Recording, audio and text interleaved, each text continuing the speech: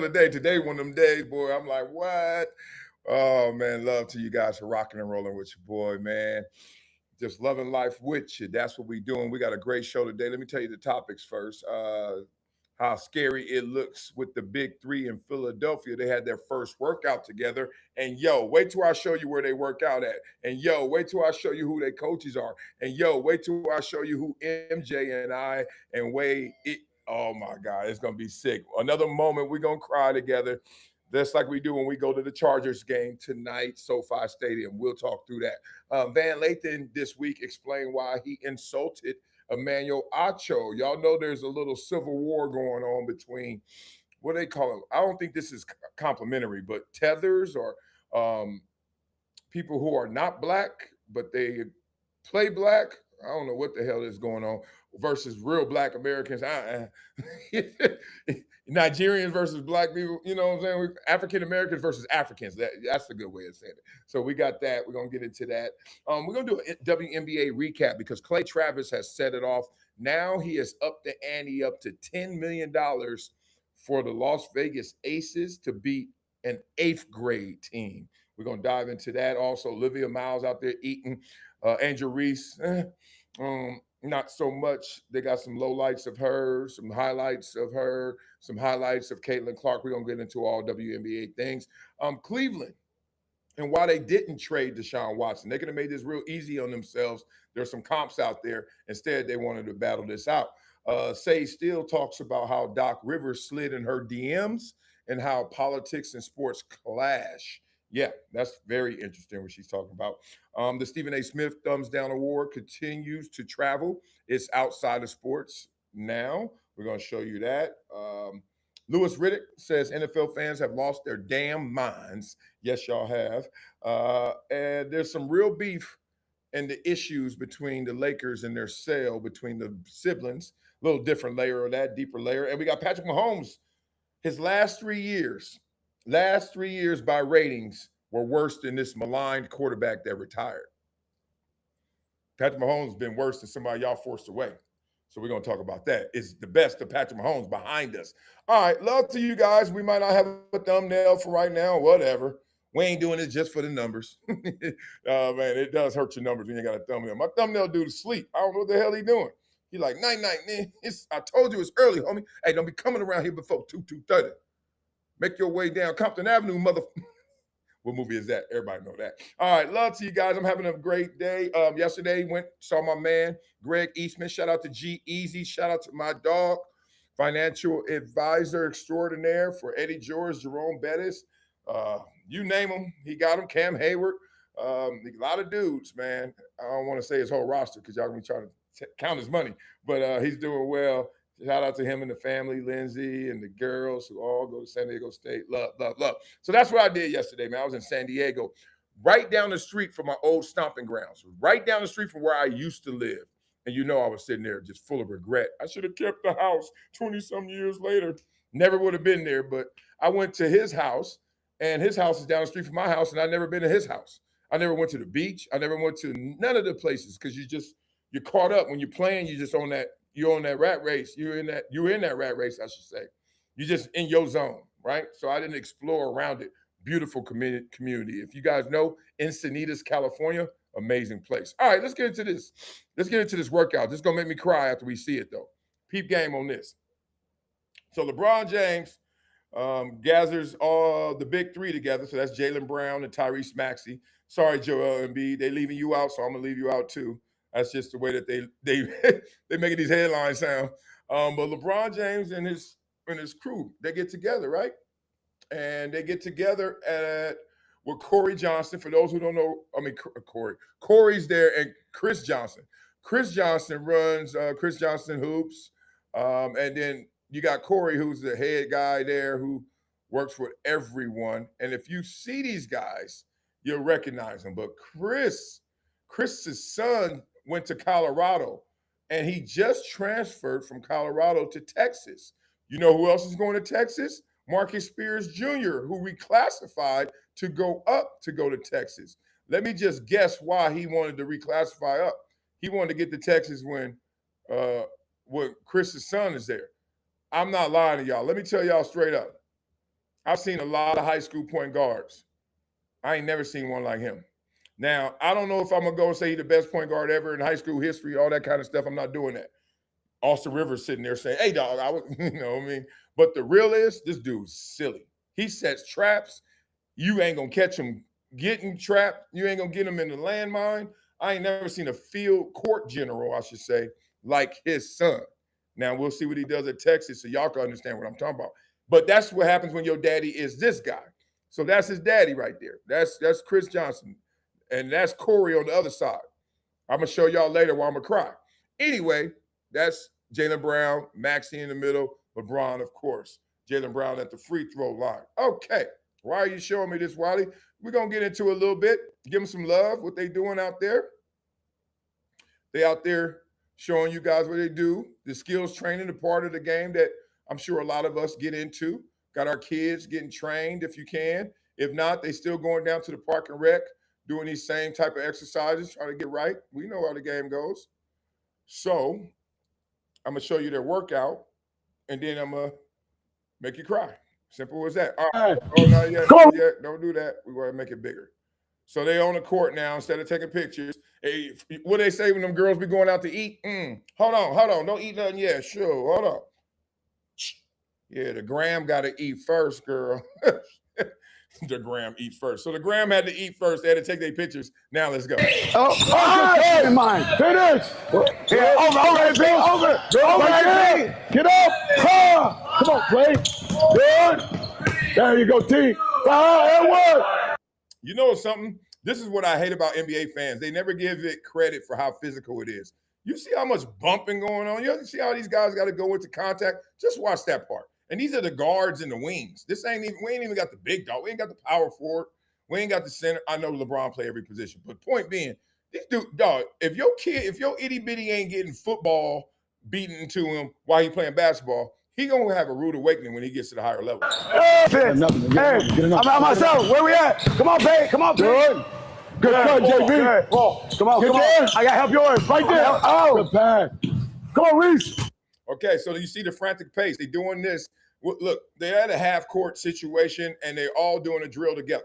The beautiful part about this is the pace, right? You can always recreate what you want in terms of outcome, result, or what you anticipate the test is going to be. You can always, build it up. You can't always simulate all of it, of course, but you can build up elements of it. You can simulate elements of it. So when you don't have everything at your disposal, you heighten the intensity of what you do have, right? You ain't got to go to the gym to walk stairs and get on the Stairmaster. Just go around your apartment building, go up and down the stairs. See what I'm saying? You can always simulate some parts of something. Come on, Reese. Up, 3, 2, 1. Get up, baby. Right there. 1-on-1. Good move. 1-on-1. Help. Got it. 5. Box in. 4. I got help. 2, 1. Okay, I don't know about y'all, but I'm fascinated by watching one of the GOATs practice. Just like that. Seriously, like how you get in the lab, what you do in the lab, how hard you work, etc. Imagine Michael Jordan in 1993, we get to watch him just practicing. Ahmad Rashad sitting there just talking to him. Sick, right? And what you're seeing is there is an intensity to it. Now, edited, obviously, because we never see these suckers miss a shot in these practice sessions. Like, man, y'all gonna show me a missed layup so my kid can get encouraged. He the one missing layups. You know what I mean? 6, 3, 2, 1. Be a physical driver. Drive it. Good. Hey, throw it out. Repost. Duck it. Hey. Duck it. Good. There you go. Okay, picked up on something here. Y'all got to know, whenever you want to go by somebody, here's a little cheat sheet. Here's a little tip. It's from football as well. Go through their armpit. If you see someone in front of you, never go square down them. Obviously, that's the hardest part, right? That's the path of most resistance. You want to go by somebody, all you got to do is get your shoulder to their armpit. That's why you design like this. Armpits are like steering wheels. I get in here, you're going where I want you to go. I get in here, you're going where I want you to go. Plus, it's deceptive. It doesn't look like the collision it is. Chicken wings, armpits, use them. Tell your itty bitty, go get it. Good. Right there, Reese. Good cut. Right there, 5, 4, 3, 2, 1. Ball game. 5. That's Chris. 4, 3, Oh, got it. On mine. Hell yeah. Force over. Stay with it, because I got to drop. There it is. Get up, Corey. Oh, here we go. That's crazy. Watch this. You got to get LeBron one. Gotta get an old school Statue of Liberty one. Blah, blah, blah. Now, I've seen that before. And the reason I've seen that before, and I know that's how they finish their sessions through dunk. When you're tired, fatigued, you got to do your free throws. And then the last part is you got to do your dunks at the end when you're tired, right? It ain't nothing to them dudes. They got bounced still, or they still 6'8", so it's all good. But why I wanted to show that also is because it hits home for me. So as y'all know, I got an itty bitty. My boy is 11. He just turned 11 last week, MJ. And MJ is on his journey. And his journey is a sports journey as well. Football, basketball, track, and pickleball, and gymnastics. Those are his top 5. And probably in that order, right? He loves some basketball. He loves some football. Then you get to gymnastics he really likes, and some pickleball and track and field. But watch this. Ain't this crazy? Watch this. I'm going to show y'all something. Almost made me cry. Actually, it can make me cry. Just because this is what it's about. Okay. So I did it fast. I just wanted to show you one video. Look where they at. Look at this. Look at this. Look at where we are right here. Now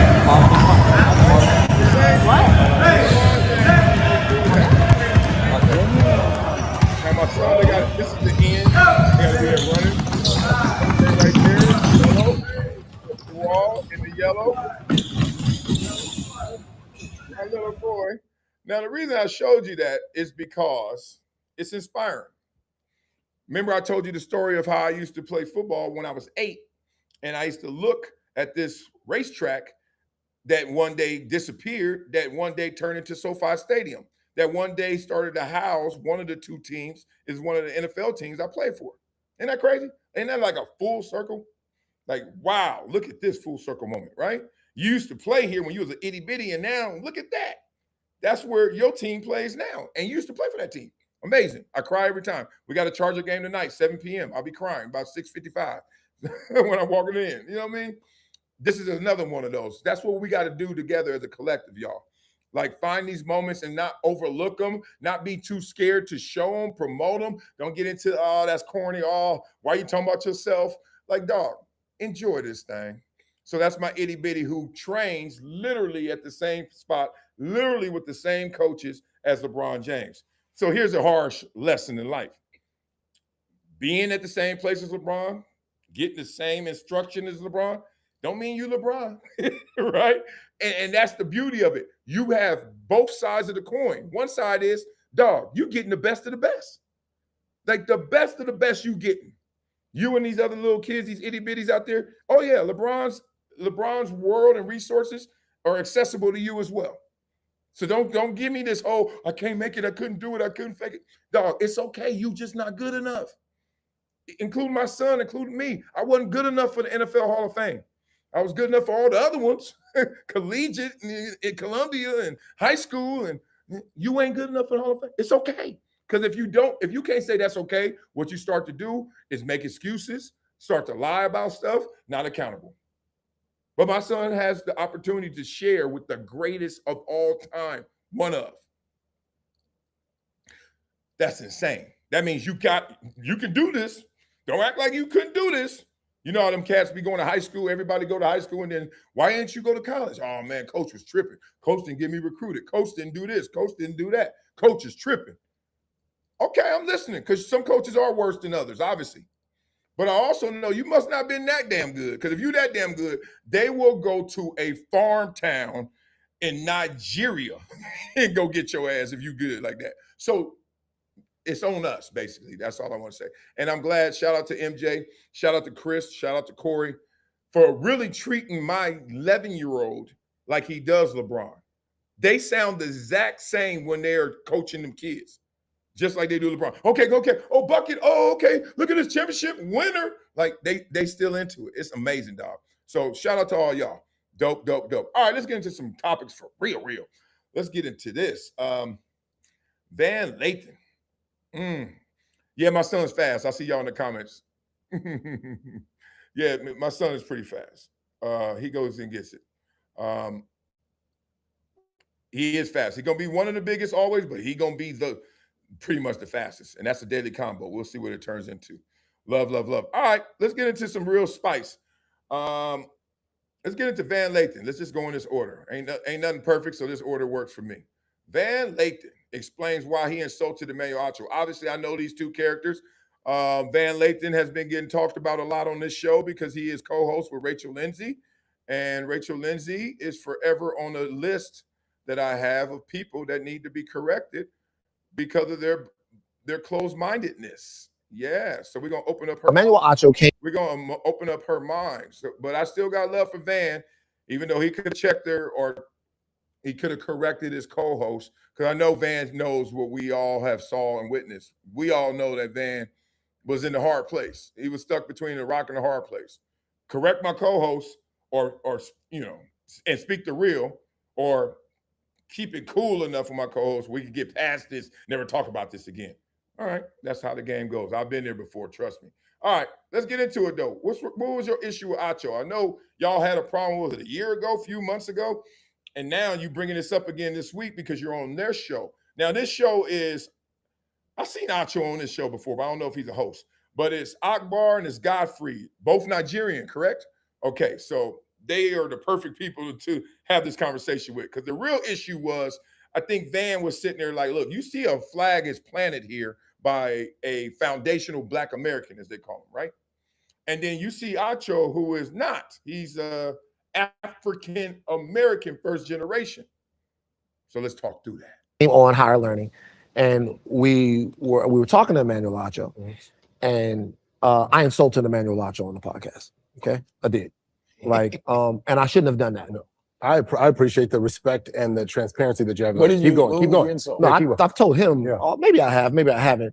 But but I've definitely said it on the. How you gonna maybe you? Apology shouldn't be a maybe. A lot of things can be maybes. That's called nuance. I don't know. Maybe I like that. Maybe I don't. An apology should be a yes or no. Did you apologize or not? He over here said, I don't know if I did. Maybe I did. Let's go. Podcast. I shouldn't have insulted him, right? What happened was Emmanuel Acho came on and he was talking. And he was talking about the fact that he can talk to white people in a way because he doesn't have the sting of generational trauma. And he can talk to Black people because he's Black and all of that stuff like that. Okay, I want to correct that. And I'm not correcting him. I'm just thinking it's a better way for us to understand what that is. I don't think Acho is talking to white people and they look at Acho like, oh, you're a better representative to talk to me. I think what Acho meant by that is they're going to receive it different from me because, one, I don't have the trauma. So he didn't finish the sentence. So they don't think I'm biased. One of the worst parts of Black and white relationships and relations in conversation, if you're really being real with someone white, is how much guilt do you think they have, or how much guilt do they hold for what has happened in the past in our country between Black and white people, and how much anger or how upset are you at that if you're a Black person? Because some Black people walk up to white people with a zero bank account, zero balance. Ain't no issue with you. You right? You know, I don't hold you accountable for the sins of your father, right? I don't. Right? That's how I am. I'm like, dog, the white person I meet today, I'm not looking at him like, man, yo, great. Like, I'm not doing that. But some people do. And then the flip of it is also some white people walk up to you and, oh, man, it's so crazy when white people walk up to me sometimes and they're like you can just tell right now they're about to sell you some cookies. Like, we're so sorry what we've done to you and you're in the predicament you're in. And I'll be like, you mean better off than you? What you mean? Like, so that's a whole conversation in itself. But I remember I was telling y'all, I got to tell you the story about how I grew up in the race relations, and that's why I'm a little different than the average bear in terms of how I look at race. Continue. So what I said, I completely meant. Okay, I said that he was an emotional butler for white people. Damn. Wow. And serving them up very milquetoast takes to make them feel good about themselves and having these conversations. Now, what I said, I meant, but that doesn't mean that I should have said it, even in the way that it was. Even if I meant it, I shouldn't have said it in that way, because what it does now is it breaks the opportunity for me to talk to him and let him know where I'm coming from. Yep. What he said was profoundly insulting, and it hit for me. Why? Because as a black man, as a black American, the fact that somebody else needs to speak for my safety and my advancement because I'm too belligerent is what white people say. Okay, but okay, let me ask this. It seems like, so then instead you speak for the other black people, right? None of us should speak for all of us. That's just the rule. And you don't like when Acho speaks for you because you're like, he's not a black American like you are. All right. But since you are a black American, don't mean you should speak for all black Americans. Now, I understand why you're like, why not? Because I am one. I'm saying because we disagree. We differ. I'm unique. I can speak for myself. Just like you want Acho to let you speak for yourself. Now, I understand you're saying, but he's not even you. But does it take full experience to talk about the experience or to talk about that slight? Does it take full existence to talk about that experience? Does it? Because if that's the case, then you should never talk about white people because you ain't got that existence. So this is why it gets into a logical pretzel all the time. But let's listen to it because it's kind of fun to see how it goes. Actually kind of tasty. White people look at black people, black Americans, as people who are not needing equality, but people who are needing stewardship. John Wayne, out of his mouth, said that he believes in white supremacy until black people are evolved enough to take care of themselves. If I'm not going to take it from John Wayne, I'm not going to take it from Emmanuel Acho. Okay? I respect it. Hey, the only thing I will not even push back is we got to stay current with these things too. Right? I understand that wasn't that long ago. What we're going to say, John Wayne said that, what was it, 50, 60 years ago, maybe? I don't know. But the point is, one thing I know that is a problem with any relationship to get to a better place is if you stay in the rearview mirror. Every therapist in the world would tell you, if you guys want to stop arguing, the first rule is stop bringing up the past. Now, we can't do that in world history, U.S. history. We're like, oh, we're going to bring up the past. So that's in part why our relationship, our relations is not ideal. It's because we always constantly will bring up the past. And how we justify it? If you don't know your past, you don't know your future. You don't know where you've been, you don't know where you're going, all that kind of stuff. Once again, how does that pretzel taste? So, and I don't know even that he had investigated that statement enough to know the way that it came out. That's why a good communicator and someone who was not in their reactive mind would have done what I just did now. All right. But I didn't do that. What I did was sometimes what we do when we're in front of these cameras and stuff like that, I try to serve them. You put on. Right. Not that I didn't mean it. Not that that's not what I wouldn't have said if we were on the street somewhere, but it wasn't the best way to build something there. Yeah. Did you ever reach out to him privately? We talked after that. You did? We did, which was why I was sort of surprised that he came on. It's not like that's been the end of my criticism of Emmanuel Acho. And we don't look at things the same way. I watched a bunch of the stuff that he was doing, and I thought that it was whack, but he was doing what he thought that he needed to do. A better version of myself is the version that can say, how do we have a conversation about this that is both about two different people who want to help, right? Who have the same goal, but might have different programming about how to get there. Yeah. So, but I love that. And I wish we can really keep discipline in that. No matter who you are, allow somebody the space to be themselves. Get off of it. That's one thing I don't like about group thinking. It's a ton of stuff I hate about it, but one of them is how they be one thing to have the group. This is what happens in life. You got a group and y'all got a gang of members. Cool. I don't want to be a part of that group. Instead of them being happy, all these people with them, you know what they do? They bother your ass because why aren't you with us? Why aren't you down with us? Like the group becomes the most insecure thing. And that lone ranger, that lone wolf is sitting there like, if you don't leave me alone, dog, I don't give a fuck about what y'all talking about. And even if I do, I don't need to do all that to do it. Am I right? Like every time I see a group and then I decide I don't want to do that group, right? It could be fraternities. It could be anything. Every time that you get initiated or somebody's coming at you, gangs, they wanted me to Crip. Why? Because I grew up in Crip hoods. Nah, I ain't doing that. Oh, okay. Well, I want you to bang blood. Why? Because you always over there in Inglewood playing ball. You always in Inglewood. What's up? Nah, not doing it. Okay. Now you from the set. Which one? If you don't bang Crip, you don't bang blood, you and your own gang, which is no gang, which means you're going to get it from both sides. I was like, man, just let me be, dog. I'm not a part of the group. Why y'all so damn insecure? It's a billion of y'all. It's just me. Leave me alone. It's a weird dynamic. It's not what I did. Now, I like to think that I do that in a different way. I like to think that the most important thing to talk about now is not to insult him, or to get off on him, or him to do it to me, but to have a conversation about why that framing is wrong-headed, and what that is really based in. And either we agree or we don't agree, but we both leave with a mutual respect for where we're coming from. Because now I'm not in it to win arguments anymore. People are dying. And we still don't have consensus on what the problem is. So if I think that's the problem. We wait for consensus. People have always been dying too. This is nothing new. Okay, since we now can see it on the gram or Twitter, X doesn't mean it ain't been happening, right? People have been, trust me, dying over the cause. More importantly, I think that's one of the biggest problems, if not the biggest. Stop waiting for consensus. Everybody wants to move together. The monolith.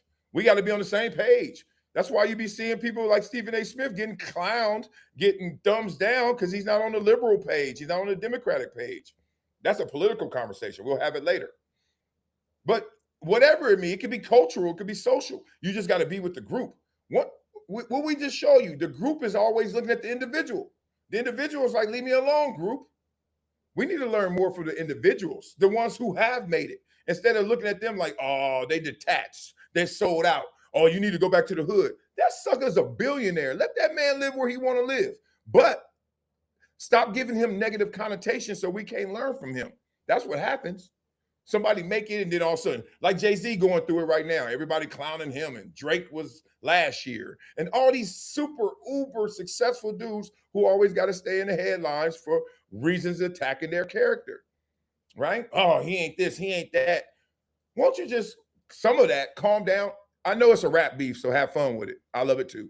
But learn, like, dog. Oh, why he team up with the NFL? Won't you learn why he teamed up with the NFL? He's like, let me control some of this. Let me have some power in this instead of just complaining and taking a knee and say it's on them. Like, why be so combative with it? Why not be actually on the same page with them? Don't compete. Actually, we gonna co-together, co-do this, coexist. I don't know. That's how I look at people. I don't look at people like what's wrong with them. I look at them like what's right with them. Even a bum, even a wino. I'm like, what does he have that's keeping him alive in spirit? Something in there is a jewel. Something in there is a gem. But that just may be my outlook. Can leave the earth having illuminated the problem. The problem worldwide, on a macro level, on a micro level, in what we're talking about right now. If I can help illuminate the problem, I'll feel better about where things are. You know, I've spent a lot of time with Acho, and I know his heart. And I'll say that I think in the spirit of Emmanuel Acho, this is my opinion, not you know, what Acho said. Not speaking for him, not speaking for him, is that, you know, there's this idea of like, how do you move the conversation forward, right? And I think the most dangerous thing in the Black community, and I'm gonna just speak up and keep it a buck. Go for it. I am a forward thinker, and I might get trashed and canceled for it. I'm like, I want all of us to win, but it's very dangerous to say we gotta win and move forward, because it can sound dismissive if you're not ruminating in the past. And even saying, oh my gosh, I can't believe you said ruminating. But if it's like, hey, we got it. We know the history. But do we got it? Oh, no, yeah, we do. No, we not do. Everybody not everybody do. But guess what? There's nothing that says you can't educate and continue to educate. I've learned so much sitting next to you, and we keep moving forward. Well, but to stop the entire train and say this is the only way to be Black in America. This is the only way to. The only way to. No, I'm just trying. Yeah. Say more. What you mean? Yeah. So the only way is to say, hey, if we look this way, and we will get on, because I think the fear is that to move the conversation, not the conversation, the progress. Like, where do we go? Like sometimes you and I, we've gotten into the conversation. I'm like, all right, but what's the solution? It comes from a solution spirit. Like if the well, I think he's trying to say, and let him finish. Is how do you represent, which means in the present, represent the present. How do you be who you are now, but also pay respects to what we've been through? And a lot of times people get split-tongued. They get split in their actions. They get split how they move. Because it's like the more successful you are, the less it seems you're connected to where you're from or where people's struggles are. It's called survivor's remorse, basically. You know what it is. So that's why LeBron had a show called Survivor's Remorse. Amazing show. If you ever want to just binge watch a good show and you missed it, Survivor's Remorse by LeBron James. Insane. But the point is, I had to deal with that. And some people can't, because some people will keep the guilt forever. I had to cut the guilt, not the ties from the neighborhood and all that stuff, not my family who still is spread out through wherever the hood of LA. None of that.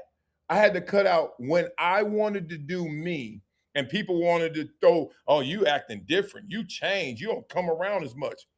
Like, dog, are you serious? I don't live here.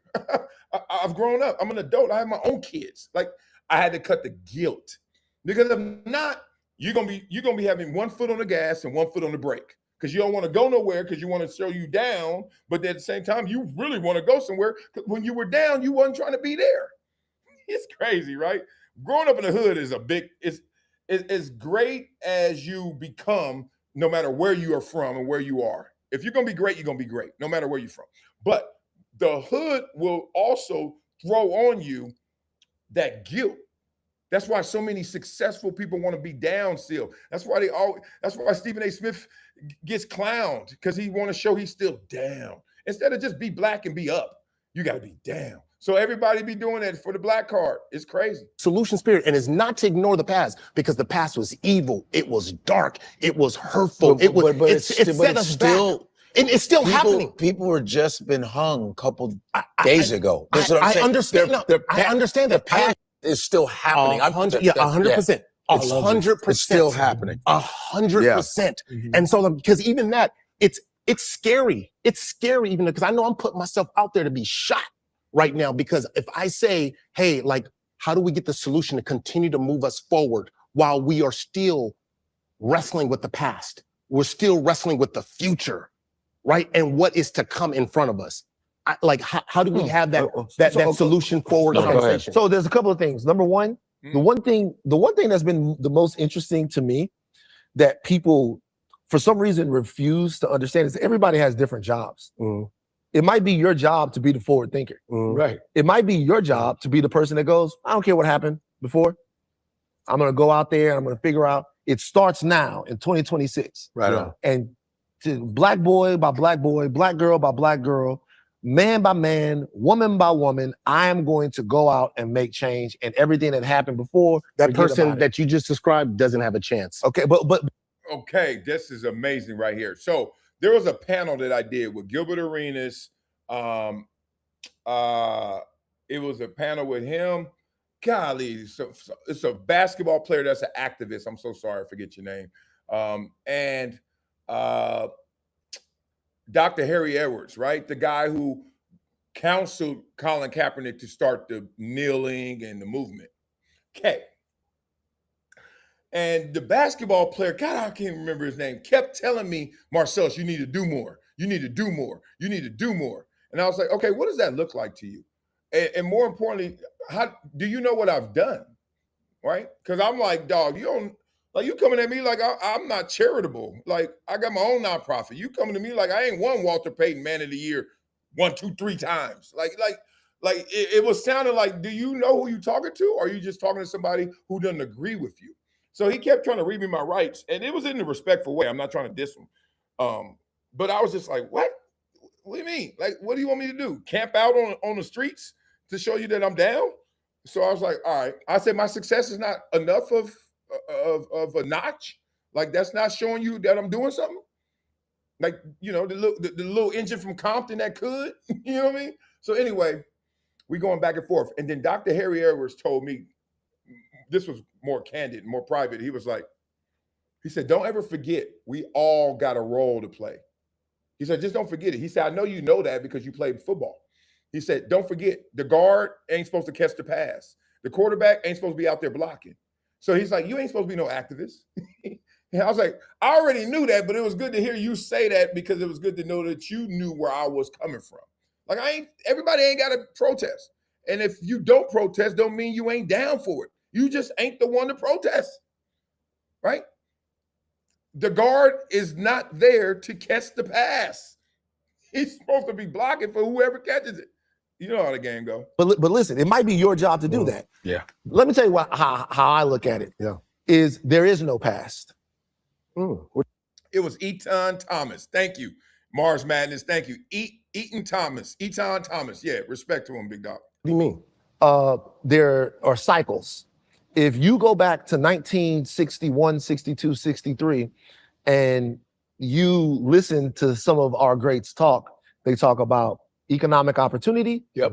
They talk about police brutality. Yep. They talk about the vote. Yep. They talk about talk about equality. Right. The cycles, I get it. We are talking about the same thing. Yeah. And the reason why we are still talking about them is because that past that we are talking about cannot be properly adjudicated until it is accepted as reality. See, here's the deal.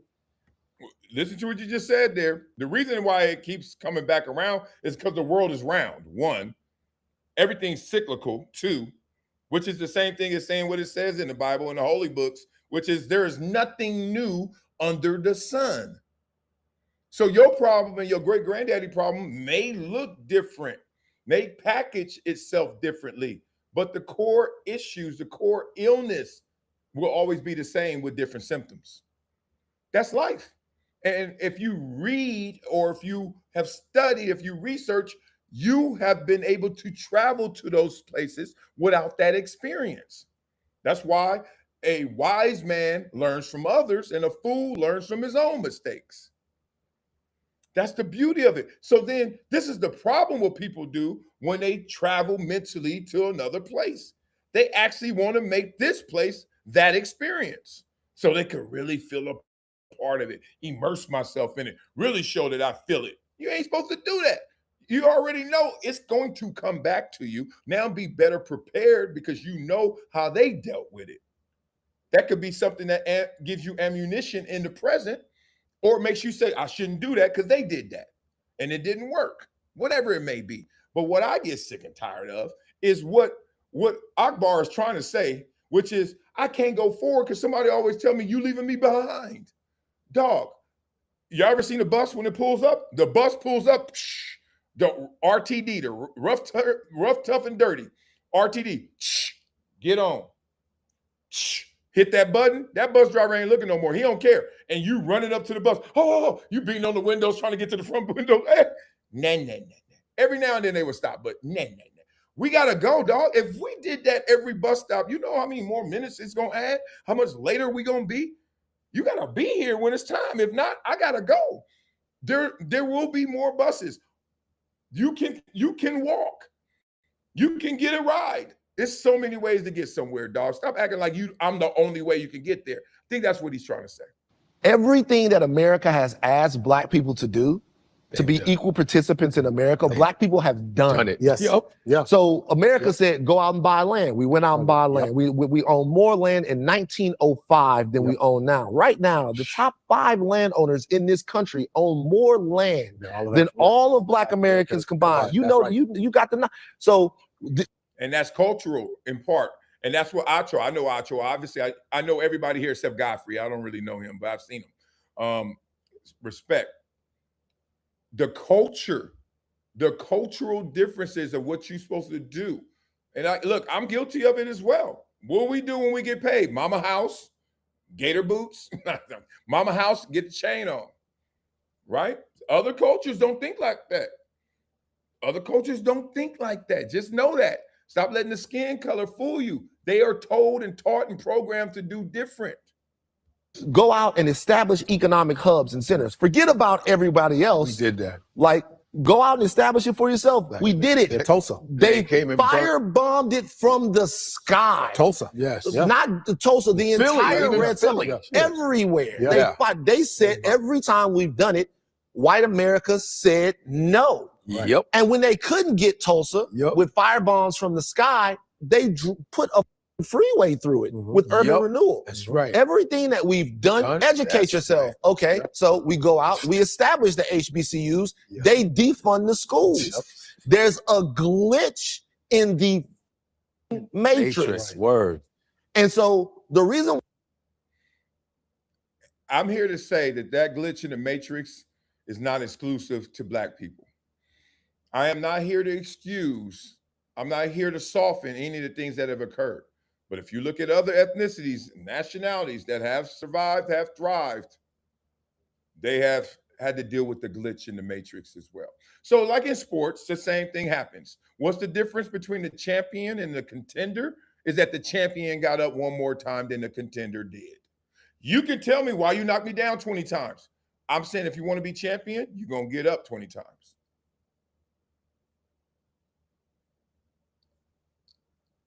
You worrying about the 20 times. I'm saying, do you want to win or not?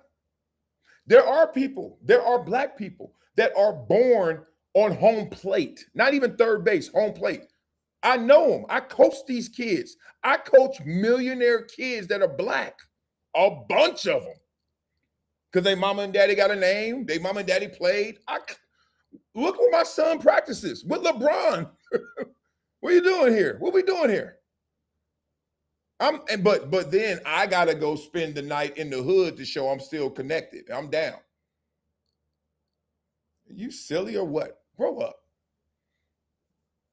Okay, so they're going to. Some people have it smooth selling, and I'm going to try my damnness to example more of the smooth selling Black people, because I'm getting sick and tired of only hearing about the war-torn ones. And why? Because I've been both. Boy, my story of Compton to Columbia is more glorified than me NFL to media and stuff, because it's like, oh, watch ESPN on Saturday morning. It's always some kid, make a wish. It's always some Black person with a single mama. It's okay. I know that story. I like to hear the story of yeah, my dad is, he's a hedge fund. He has a hedge fund. Yeah, we grew up wealthy. I know this dynamic because I went to Columbia, and when I went to Columbia, no one gave a damn about anything about me except, yo, you always got shot at. Yo, you had to bang. You had to go around them gangsters. Tell me them stories. Meanwhile, you rich as hell, bro. I always tell the story. Meanwhile, I saw you get out of a helicopter, and you told me your daddy gives you $25,000 a month. Can we talk about that a little more than my story? No. We want to hear your story. I want to hear yours. And then there are Black people that live like that. Martha's Vineyard in August. You know how it goes. In the summer of Martha's Vineyard, all them Black people up there, all that money. Rich Paul. Magic Johnson is on his yacht jogging. He on the treadmill in the back of the yacht. I want them stories, okay? I don't need to hear all the war-torn stories. And that's what it is. Everyone has a different role. It's just we're not highlighting, we're not letting the successful Black person become the quarterback. He is the guard or the center. We're not giving him enough shine. why we keep like harping on history is because history is now. There you go. History is a man getting a knee on his neck Word. for 8 minutes and 41 seconds a couple of years ago, and everybody else going out and telling us that that's not happening, right? You drop. Okay, so It's in 150. it's not Acho owner, just them. Okay, respect. Oh, that's good. 154 Africa. All right, dope. All right, so Acho's not on there. He ain't doing that show, but I like this. They doing well too. See that loyalty right there? They're like, we different. Respect, respect. Okay. Let me button this up. One, as y'all know, man, I am about unity. I'm about individuals all plugging in and let's add it up. I'm not scared. I'm strong enough to let that be what it is. The answer is the answer. I don't need this collectivism. I don't need this group thought and group think to say, this is what we're going to do. Because somebody didn't vote. It's like the Bus family. 5 brothers and sisters said, we're selling the team. And then Jeannie like sitting there like, I ain't even going to vote. And no, y'all not. Right? I mean, what issue are we all going to sit there and say, yeah, let's go. Like, stop watching movies. This ain't Remember the Titans. That ain't how the world works. The world comes like this, smack. The world wakes up every day and it's like, oh, have you kept up? Oh, you haven't kept up? You better catch up. Oh, you don't want to catch up? All right, we're going to pass you again. Oh, don't think we on the same lap. You on lap 1. I'm on lap 3, bruh. Oh, now you're going to complain because you see me? But really, if you were looking, I'm not where you are. Oh, you still going to complain? Oh, you want to look backwards? Oh, you want to talk about history? Well, keep going. Guess what I'm never going to do? Stop spinning. So you better start winning.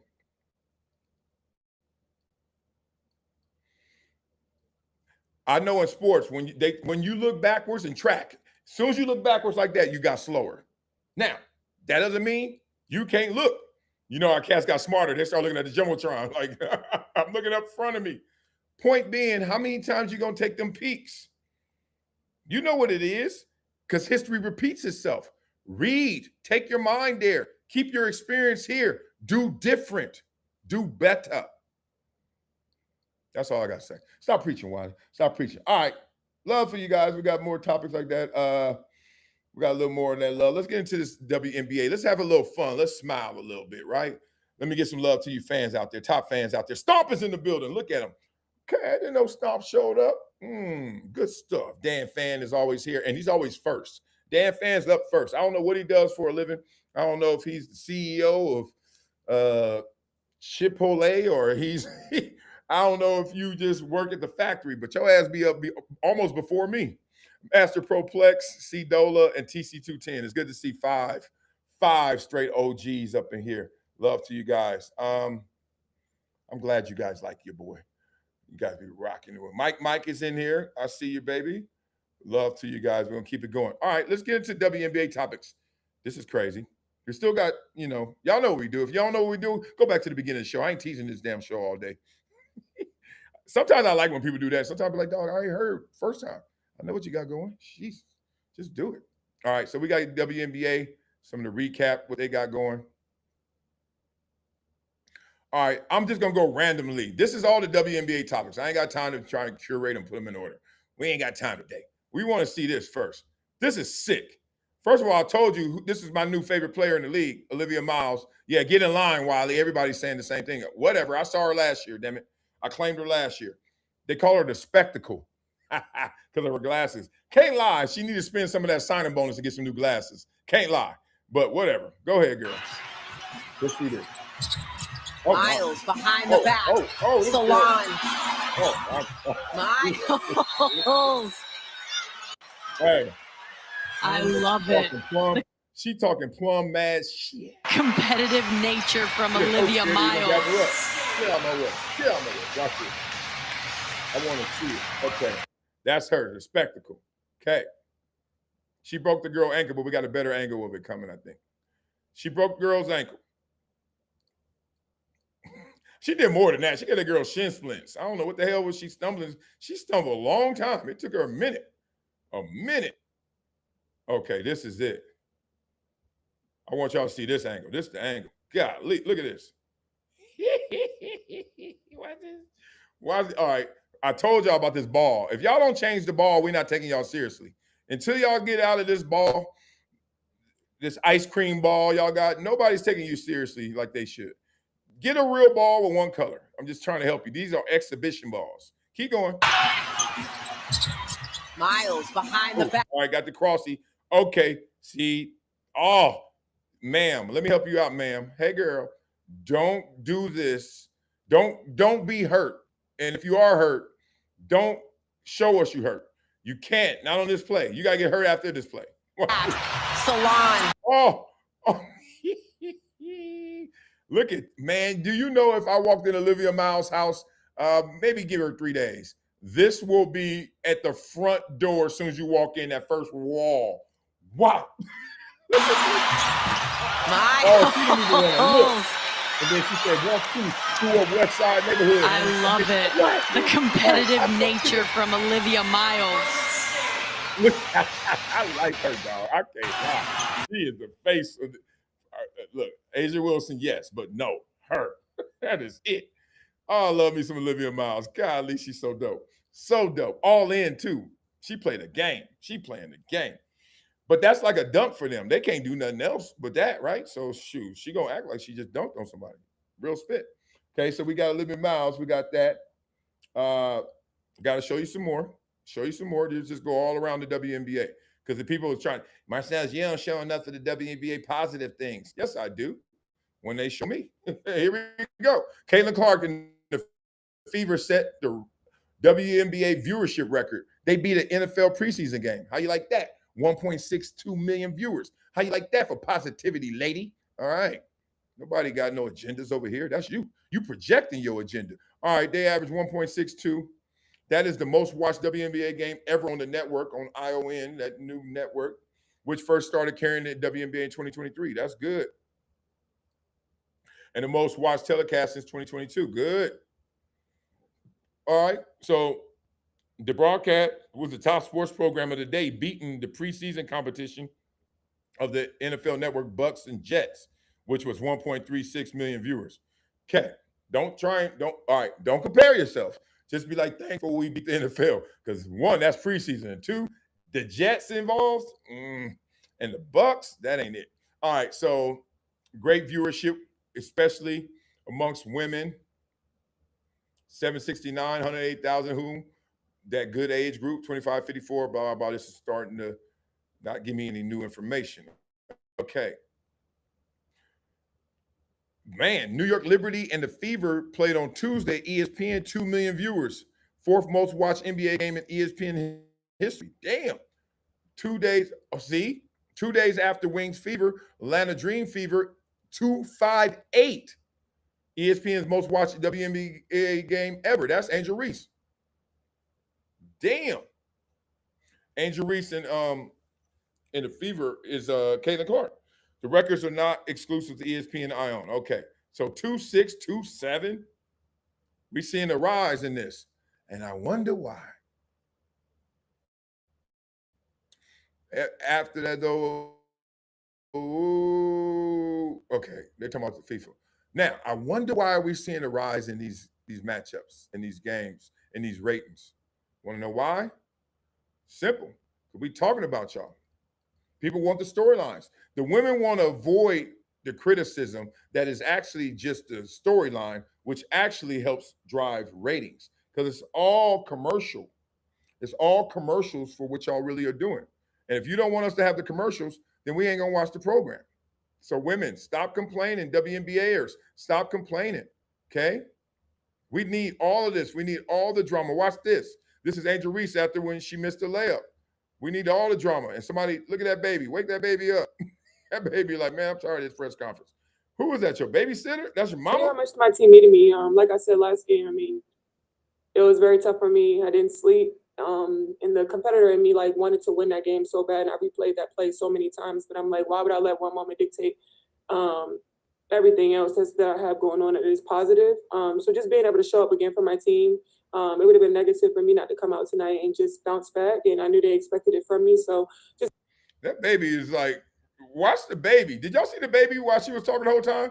Really listening. That baby nosy.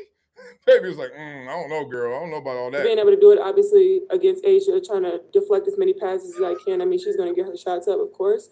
But just knowing my spots and how great I am defensively to put pressure on her. I knew how much my team. I didn't hear one word she said because that baby was like, I'm not trying to hear all these excuses, girl. What are you talking about? Oh, man, this is so good. Okay, here we go. Let me find another clip. We got 2 more clips of this, and then we're going to move on to topic. Thanks for the super chat. I see it. The Geechee Dan says the ball could be fluorescent pink What the WNBA needs to do is lower the rim. If they start dunking and alley-ooping, I ain't watching.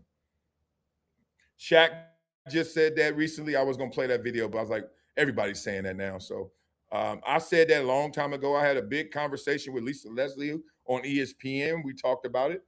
And she was like, nah, we ain't doing that. That's disrespectful. I said, no, what's disrespectful is you got a breakaway and you're going to do an underhand layup under the net. I don't want to see that. That ain't the end of a sentence. I want an exclamation point. I don't want no little ass comma, period. I want to see a riot. I want to see that, but who am I to say stuff like that? So that's where the game goes. I got to show you guys. I showed you the Caitlin Clark, and then this is it. Bam, this is it. Look at this. For those to put it in perspective, because I mean, I need these, because without this, I ain't watched 85 career Caitlin Clark games. Have you? Anyway, she has more points than Asia Wilson and Diana Taurasi. Damn. More assists than anyone ever. More threes than anyone ever. More triple doubles than anyone ever. Okay. Guess you balling.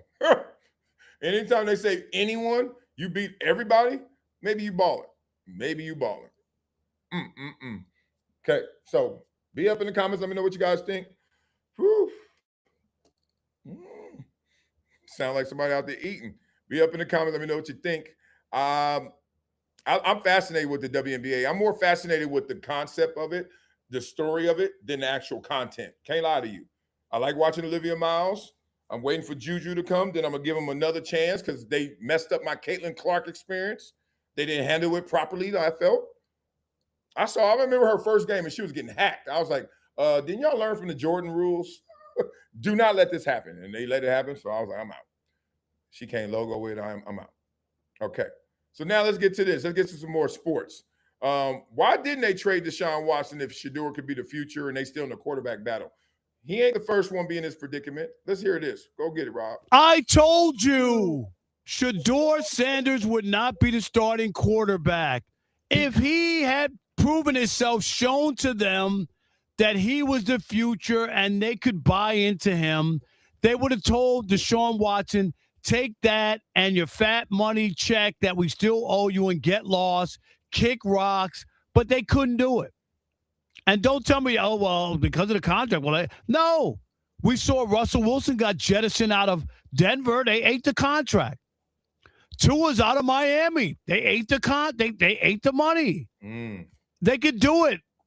Matt Flynn, when he went up to Seattle, here's your big free agent deal, Matt Flynn. Oh, wait a minute. Russell Wilson showed up as a fourth-round pick. Get lost, Matt Flynn.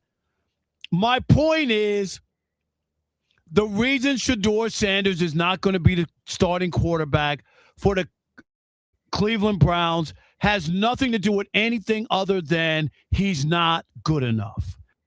And that's Occam's razor. That means it's just, the answer is pretty simple. Stop expecting malice. Stop expecting conspiracy. Stop expecting all these crazy responses. The real is, one of the conversations I'm having a lot in my life is obviously talking about what I'm going through personally, right? In headlines and stuff. And one thing that comes up is you got to understand, if somebody doesn't get something, first thing you need to think of is, did you qualify for it? Did you earn it? Like in this situation, Shedeur, you had a way to do what Russell Wilson did. They paid Matt Flynn, and then they were like, oh, you better than him. And we just paid him, but we're going to eat that money. Like, you know, Kirk Cousins was there with Penix, Michael Penix Jr. We just paid Kirk Cousins, but we just drafted Michael Penix. It's on you. So when it doesn't work out, when it gets foggy and not so clear, we always jump to some conspiracy or some issue. Really, that sucker ain't separated himself. That's on you, bro. If you didn't get renewed back on the show, you know, if you didn't get to come back and do more years and more seasons and be the man, it usually, my experience tells me, it's just because you wasn't good enough. That's it. You could give me all these other answers. Oh, this would happen out the field. This would happen. Dog, if you balling, they looking past all of that. That dude who got the kidnapping and robbery, what's his name? Darion or Farion? He is about to sign with Seattle if he hasn't already. Because he could play. He young and could play. They like, yeah, I know you over there maybe allegedly committing crimes, but over here you could be playing corner. It's crazy. If he was good enough, he has everything going his way.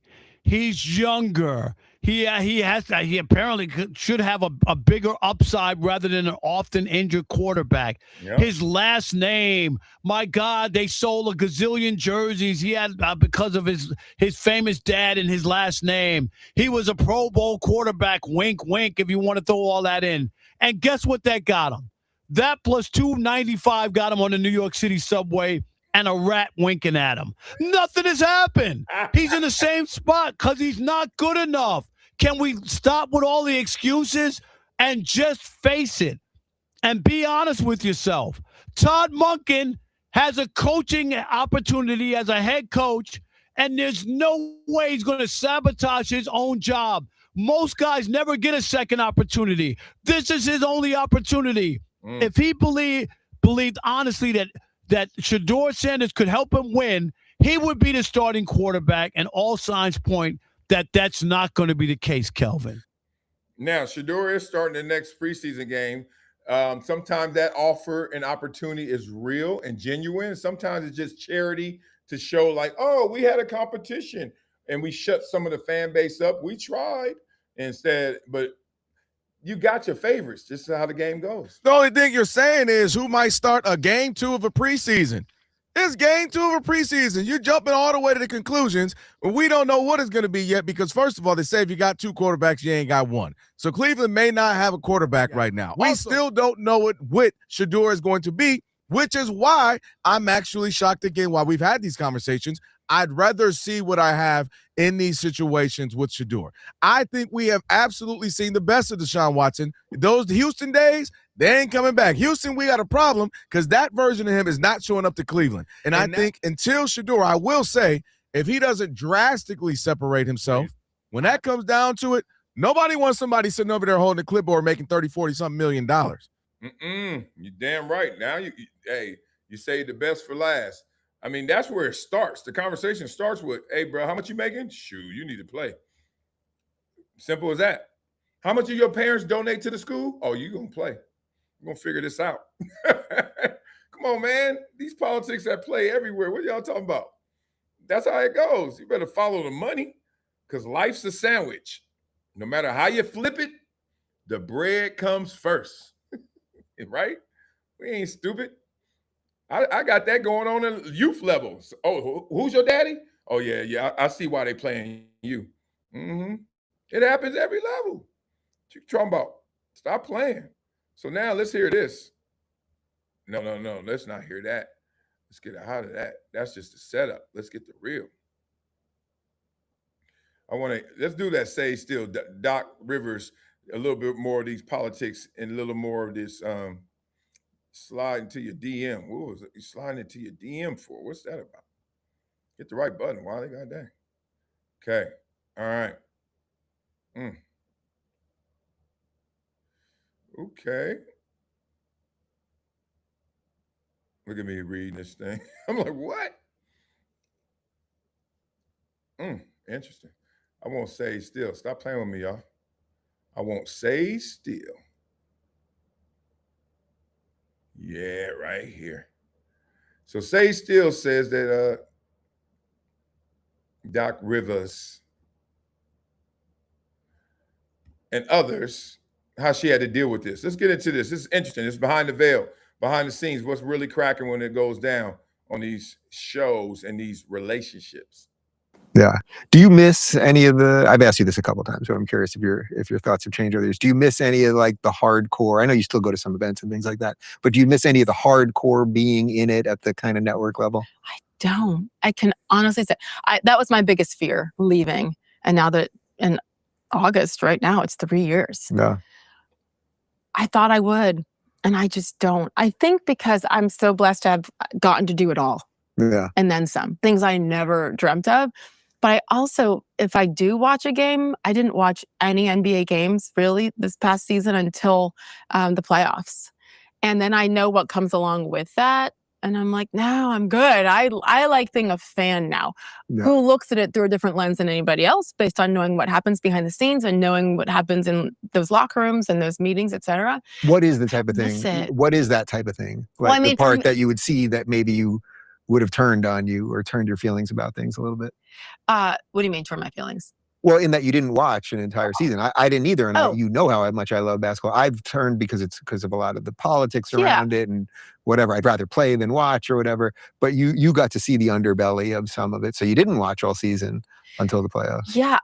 First of all, I did need an escape from it. I think when it's 30 years of pressure, good pressure to know everything about every person and every stat and every team and every sport. It's like, and so I don't miss that pressure. I have found pressure in other bigger ways now, actually, going into a completely different space. And I was like, well, I have no idea. I feel like a true rookie. Right. Instead, you're flying around in a plane with the president, but okay.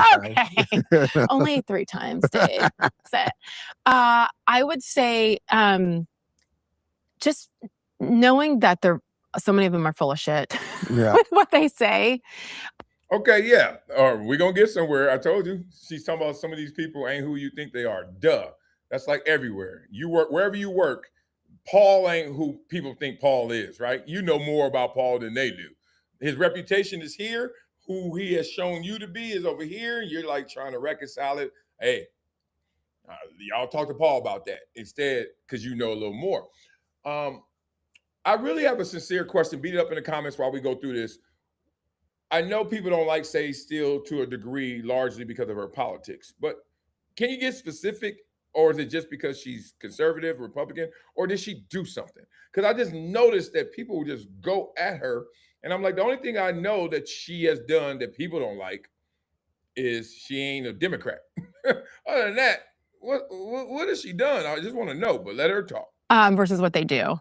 And seeing the passive aggressiveness from some of these head coaches, whether it's Steve Kerr or Doc Rivers, these people that, especially Doc used to call a friend, etc. And then when I tell you, I'm going to show you later, the DMs from this man that were, he quit, he unfollowed me and all the things, blocked me. I mean, pages and pages of why I'm such an idiot to be a Republican or conservative and support Donald Trump. I mean, out of the blue, he would send me clips on, and I'm like, I just want to talk basketball with you. Or like, how are your kids? You have grandkids now. Like, what about? And instead I'm so disappointed in the sellout thing with a coach. So I think that, again, that's what turns people off with sports. So it doesn't mean you can't have that opinion. I did too. I just happened to not do it when I was working in sports. And so when they say these things, and actually they're quite uneducated about it. And then they're saying it to their guys too, and their staff. And so those players are put in very difficult positions because if they speak up to someone like a Doc Rivers, or I don't know, maybe how Steve Kerr handles that in his locker room, I mean, is that going to affect my playing time? Like, they're paying this coach $150 million, and they might be paying me a lot too, but I'm gonna be safe and I'm gonna be quiet, just like the majority of people in any industry, right? And so to know that happens at a disproportionate level in the NBA versus other leagues, it seems like, where those guys come out there and judge so hard. So I think, yes, the political part of it turned me off. But also, I mean, for me, just watching the programs, watching the shows, watching from a production standpoint, I started as a producer and I'm watching that stuff very closely. And then I just don't think a lot of it is watchable from a talent anchor perspective. I'll say that.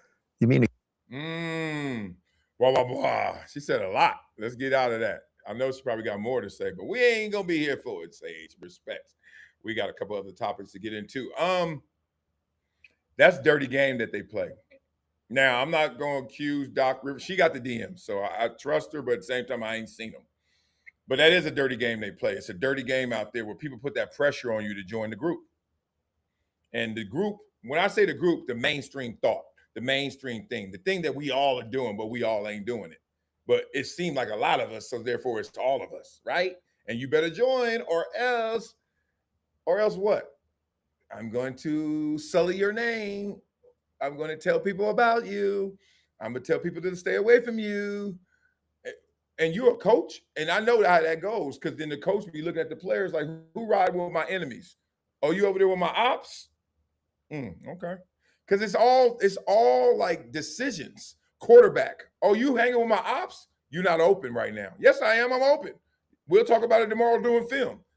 Yeah, I ain't gonna throw you the ball because you wasn't open, because you deal with my ops. Throw it into triple coverage. I've seen it. Don't tell me twice. Oh, I'm a coach, and I think this certain way. Don't you? I'm going to hear two answers. Yes, I do, coach, or I'm really not into it that much. But I am actually, but I oppose your viewpoint.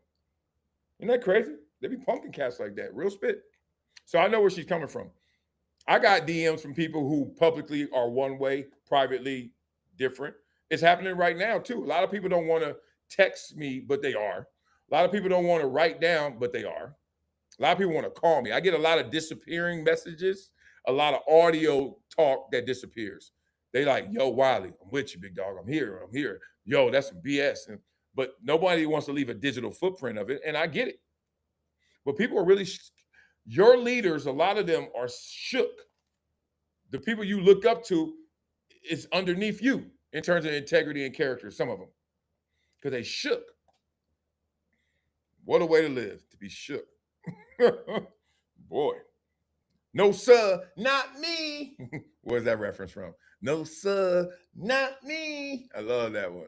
Let's get into Stephen A, man. He's going through it right now. People are getting into it. NABJ, Stephen A. Smith. It has gotten bigger than sports. It's all the way over here. Let's hear a few minutes of one of my favorite podcasts in the world, because I think Joe Budden is insanely great.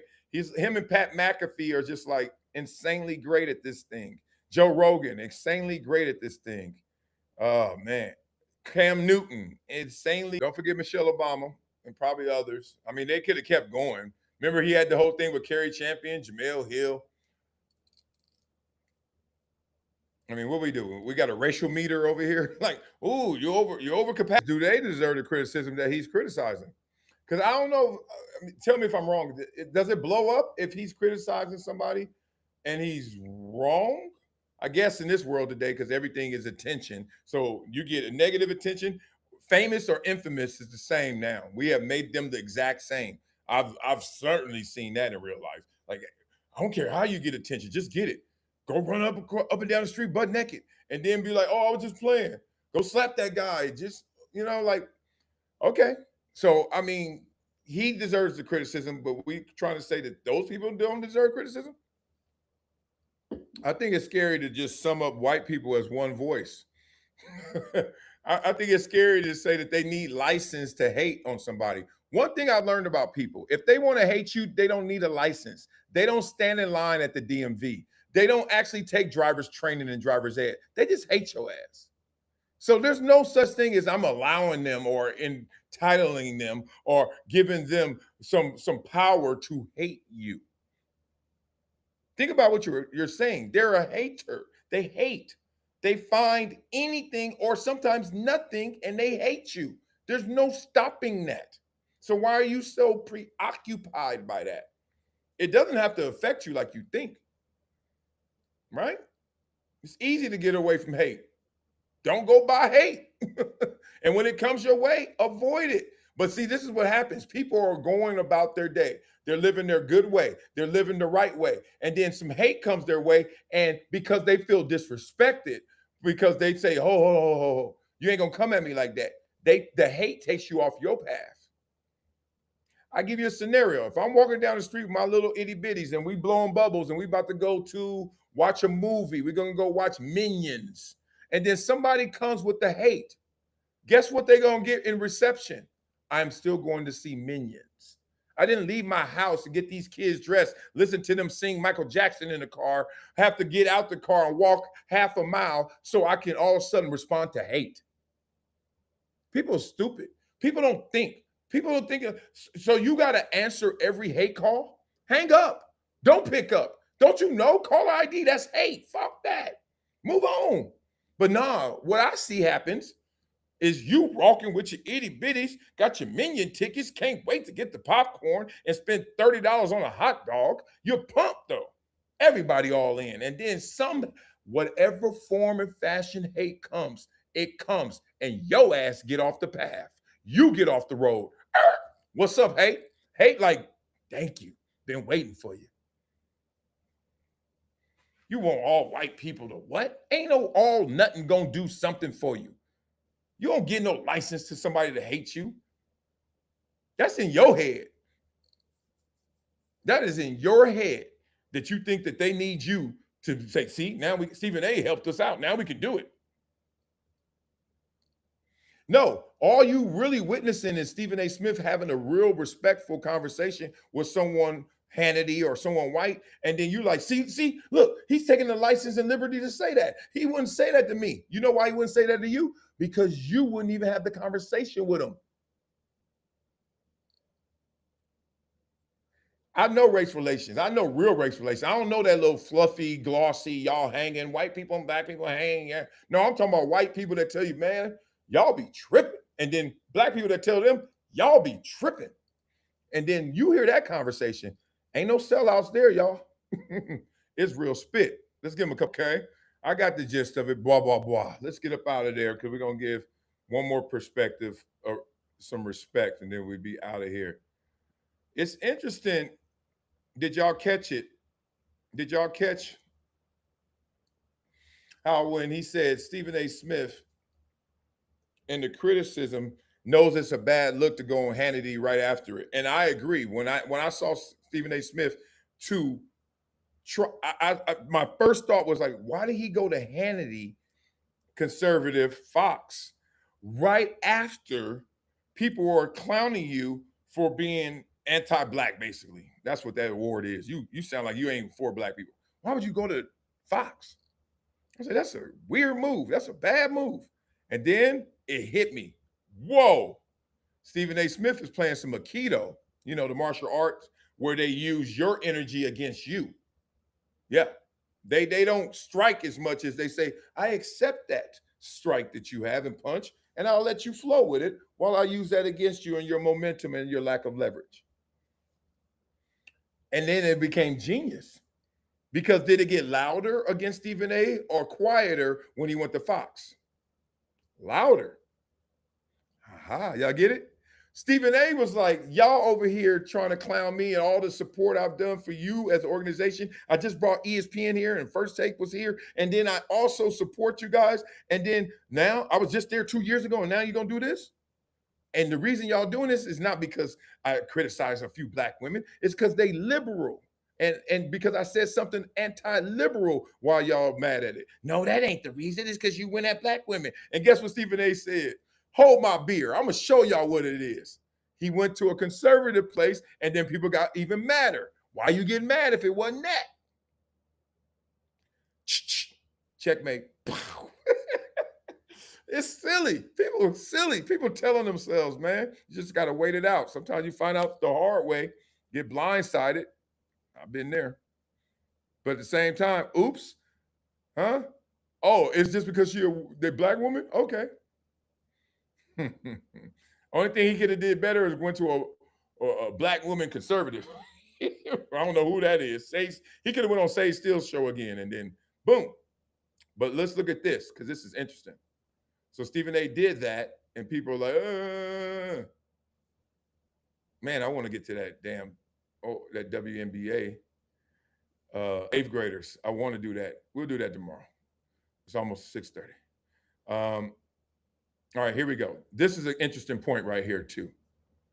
Kind of the same point that we were just talking through, but deeper, more articulate, let's say. Dre, what do you think's going on here with the black left or the black matriarchy as it relates to Stephen A. Smith? Jason, I'm going to defend Stephen A. Smith. The NABJ is out of line on simple principles. The National Association of Black Journalists is about furthering the cause of black people in media, period. Stephen A. Smith got the award by their words because he's been disparaging to black women. And the women they talked about, Kamala Harris, Jasmine Crockett, Michelle Obama, none of them are in media. None of them are journalists.